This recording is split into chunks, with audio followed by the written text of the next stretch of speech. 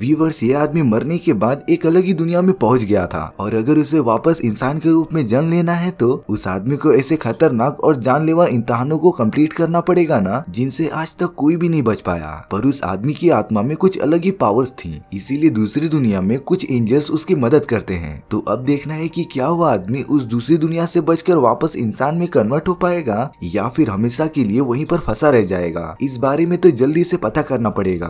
कहानी की शुरुआत में किम नाम के एक फायर फाइटर को दिखाया जाता है जो बिल्डिंग में लगी भयंकर आग में से एक लड़की को बचा रहा था। किम तो उसे लेकर बिल्डिंग से बाहर कूद जाता है, लेकिन अब उसकी रस्सी जिसके सहारे वो लटका हुआ था वो भी जलकर टूट जाती है। किम तो काफी तेजी से उस लड़की के साथ जमीन पर गिर जाता है। वो लड़की तो एकदम सही सलामत होती है और अब वो अपने पेरेंट्स के पास चली गई थी। किम उस लड़की से बात करता रहता है, लेकिन पता नहीं क्यों वो सारे लोग किम को इग्नोर कर रहे थे। किम को तो कुछ भी समझ ही नहीं आ रहा था, पर तभी पीछे से किसी के चिल्लाने की आवाज आती है। वहाँ पर एक आदमी और एक औरत खड़े हुए होते हैं जिनका नाम ली और मिया था। किम उन्हें वहाँ से हटने के लिए कहता है क्योंकि उन लोगों को चोट लग सकती थी। पर तभी किम अपने फायर फाइटर दोस्तों को रोते हुए देखता है जो अपने एक साथी के मरने पर दुखी थे, और वो मरा हुआ आदमी और कोई नहीं बल्कि किम ही होता है। दरअसल किम जब उस बिल्डिंग पे से गिरा था तो उसकी वहीं पर मौत हो गई थी और उसकी आत्मा उसकी बॉडी से बाहर निकल गई। लेकिन ली और मिया तो किम को अच्छे से देख पा रहे थे। मिया जब किम का कार्ड चेक करती है तब उसे ये पता चलता है कि किम एक पैरागॉन है, मतलब कि वो एक आदर्श आत्मा है जिसने अपनी लाइफ में बहुत ही अच्छे काम किए थे और ये पवित्र आत्मा लाखों लोगों में से एक को मिलती है। मिया और ली किम को बताते हैं कि वो मर चुका है, लेकिन उसे अब 7 इम्तिहानों को कंप्लीट करना पड़ेगा जिसके बाद वो वापस से इंसानी रूप में आ सकता था, और ये मौका सिर्फ पवित्र आत्माओं को ही मिलता था। दरअसल ली और मिया गार्डियन एंजल्स होते हैं जो पवित्र आत्माओं को लेकर दूसरी दुनिया में जाते थे, और तभी किम एक पोर्टल में खींचा चला जाता है जो कि दूसरी दुनिया में जाने का रास्ता था। अब किम उस दुनिया में पहुंच जाता है जहाँ पर उसी की तरह बहुत सारी आत्माएं आई हुई थी, पर सबसे ज्यादा रिकॉग्निशन किम को ही मिल रही थी क्योंकि वो एक पैरागॉन यानी कि पवित्र आत्मा था। किम को उस जगह पर अपना तीसरा गार्डियन एंजल मिलता है जिसका नाम माइक था, और अब किम को बारी बारी से उन 7 जानलेवा इम्तिहानों को पार करना होगा जो कि लगभग इम्पॉसिबल था, और उन्हें पूरी तरीके से कंप्लीट करने के बाद ही किम इस दुनिया से जा सकता था। सबसे पहले किम को हेल ऑफ मर्डर में लेके आया जाता है जहाँ पर उन आत्माओं को लाया जाता था जिन्होंने अपनी लाइफ में कभी किसी का मर्डर किया हो। किम जब नीचे की तरफ देखता है तब वहाँ पर उसे धधकता हुआ लावा दिखाई देता है और उसके अंदर तो लाखों करोड़ों आत्माएं फंसी हुई थी जो कि सालों से अपनी सजा काट रही थी। और अगर किम ने अपनी लाइफ में कभी किसी का मर्डर किया होगा ना तो उसे सजा काटने के लिए यहीं पर भेज दिया जाएगा। तभी हमें गॉड ऑफ मर्डर को दिखाया जाता है जो कि अपने 2 साथियों के साथ किम पर कार्रवाई कर रहे थे। गॉड ऑफ मर्डर के आदमी कहते हैं कि कई सालों पहले जब किम एक बिल्डिंग में अपना काम कर रहा था तब उसी बिल्डिंग में उसका एक फ्रेंड फंस गया था। किम अगर चाहता तो अपने फ्रेंड को बचा सकता था, लेकिन उसने खुद की सेफ्टी पहले देखी और अपने दोस्त को मरता हुआ छोड़कर वहाँ से चला गया। यानी कि किम ने एक तरह से मर्डर ही किया था। और अब वो लोग डिसाइड करते हैं कि किम को लगभग 50 सालों की सजा होनी चाहिए क्योंकि इससे किम को पता चलेगा कि मर्डर करने का आखिर क्या अंजाम होता है। पर उस जगह पर माइक, ली और मिया भी होते हैं। तभी माइक गॉड ऑफ मर्डर को उस सीन पर एक और बार नजर डालने के लिए कहता है जब किम का फ्रेंड उस बिल्डिंग में फंस गया था। दरअसल उस टाइम किम अपने दोस्त को बचा ही रहा था, लेकिन उसका पैर एक बहुत ही बड़े पत्थर के नीचे आ गया था जिससे कि वो तो हिल भी नहीं पा रहा था। पर तभी उस जगह पर और भी लोग फंसे थे जो मदद के लिए चिल्ला रहे थे, इसीलिए किम के फ्रेंड ने उसे छोड़कर दूसरे लोगों को बचाने के लिए कहा था। इसके बाद तो किम ने वहाँ के सारे लोगों की जान बचा ली थी और वो तो एंड में अपने दोस्त को भी बचाने जा रहा था, पर तब काफी देर हो चुकी थी। इन सारी बातों को ध्यान में रखते हुए गॉड ऑफ मर्डर अपना रिजल्ट सुनाते हैं जिसमें कि वो किम को बेकसूर मान लेते हैं और अब किम अपने पहले पड़ाव में पास हो गया था। इसके बाद वो चारों एक नाव में किम के दूसरे टेस्ट की तरफ निकल पड़ते हैं जो कि था गॉड ऑफ एंड्योरेंस के आगे, और वहाँ पर उन लोगों को लेके जाया जाता था जो बहुत ही आलसी थे और अपनी लाइफ में बिल्कुल काम नहीं करना चाहते थे। यहाँ किम तो एक बात नहीं समझ पा रहा था कि आखिर वो तीनों गार्डियन एंजल्स उसकी मदद क्यों कर रहे हैं। दरअसल वो तीनों गार्डियन अगर 49 आत्माओं को उनके टेस्ट में पास करा देती है तब यमराज उनकी भी आत्मा को मुक्त करके उन्हें वापस से अर्थ पर भेज देगा, और अब तक वो तीनों टोटल 47 आत्माओं को उनके टेस्ट में पास करा चुके थे, मतलब कि किम उनके लिए 48 आत्मा थी। अब वो सब गॉड ऑफ इंडोलेंस के पास पहुंच जाते हैं जहां पर वो गॉडेस किम के पूरे लाइफ को देख रही होती है, और तब उन्हें पता चलता है कि किम ने अपनी पूरी लाइफ में आराम नहीं किया, उसने हमेशा ही दूसरों की मदद की है। और ये सब देखकर गॉडेस ऑफ इंडोलेंस काफी खुश हो जाती हैं। वो तो किम के कारनामों से इम्प्रेस हो गई थी और उसकी एक मूर्ति बनाने के लिए कहती है। पर जब वो किम से पूछती है कि आखिर ये सब करने के लिए उसे किसने मोटिवेट किया? तब इसमें किम का जवाब था पैसा। उसने ये सारी चीजें सिर्फ पैसों के लिए की थी। और अब गॉडेस ऑफ इंडोलेंस किम की ये बात सुनकर काफी गुस्सा हो गई थी, क्योंकि किम ने लोगों से पहले पैसों को प्रायोरिटी दी, मतलब कि वो काफी ज्यादा लालची था। इसीलिए अब गॉडेस ऑफ इंडोलेंस किम को सजा देना चाहती थी। तो अब किम जिसके ऊपर खड़ा था वो उससे धीरे धीरे पानी में दूर ढकेलने लगती है। पर किम जब झरने के नीचे देखता है तब वहाँ पर एक बहुत ही बड़ा स्ट्रक्चर घूम रहा था, जिसके नीचे लिटरली आत्माएं थी जो वहाँ पर अपना सजा काट रही थी। मतलब कि किम भी अब उस जगह पर फंसने वाला था। और अगर जो लोग उस जगह से भागने की कोशिश कर रहे थे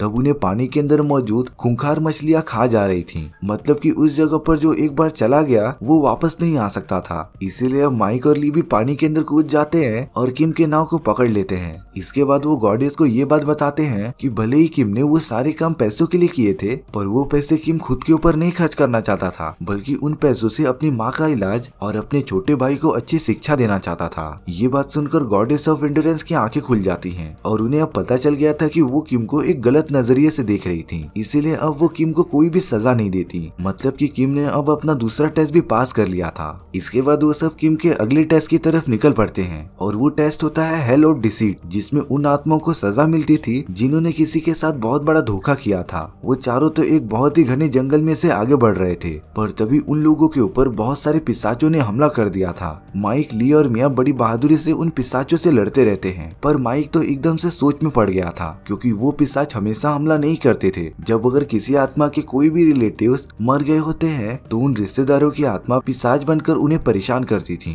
इसीलिए माइक अर्थ पर जाकर किम के परिवार वालों की कंडीशन चेक करता है कि आखिर किम के माँ और भाई जिंदा भी है कि नहीं। और अब यहाँ किम पर आरोप लगाया जाता है कि उसने अपने एक फ्रेंड जो कि बिल्डिंग में दबकर मारा गया था, उसके बेटी को उसके फादर के नाम से चिट्ठी लिखी थी और उस लड़की को इस बारे में बताया ही नहीं था कि उसके फादर मर चुके थे। किम ने तो अपनी माँ से भी झूठ कहा था कि उसने अब शादी कर ली है और उसका एक बच्चा भी है। इस टेस्ट में किम ने जितने भी झूठ बोले हुए होते हैं ना, वो लोग उन्हें अच्छे से देखते हैं और तब जाकर किम को दोषी माना जाता है। किम को सजा देने के लिए उन लोगों ने किम की पूरी बॉडी को पेड़ों की जड़ों से पकड़ लिया था और झूठ बोलने की सजा के लिए उसकी जीभ काट दी जाएगी। पर वो लोग ऐसा करते तभी मिया उन्हें रुकने के लिए कहती है और वो इस मामले के बारे में और भी गहराई से उन्हें बताती है कि किम ने अपनी फ्रेंड की बेटी को सच्चाई इसीलिए नहीं बताई थी क्योंकि वो उस टाइम पर काफी छोटी थी, और अगर किम उस लड़की को बता देता कि उसके फादर मर गए हैं तो वो अपने स्टडी पर फोकस नहीं कर पाती और खुद के पैरों पर खड़ा भी नहीं हो पाती। किम ने ये सब इसीलिए किया था ताकि उसके फ्रेंड की बेटी को बुरा न लगे, और वहीं किम ने तो सिर्फ अपनी माँ को खुश करने के लिए वो झूठ बोला था कि उसकी शादी हो गई है। और अब किम की इन सारी बातों को मद्देनजर रखते हुए वो गॉडेस ये डिसीजन लेती है कि किम पर लगाए गए सारे आरोप बेबुनियाद हैं और किम एकदम से बेकसूर था। इसीलिए अब किम ये टेस्ट भी पास कर लेता है। अब यहाँ पर माइक अर्थ पर आ गया था जो कि किम के फैमिली वालों के बारे में पता लगाने आया था।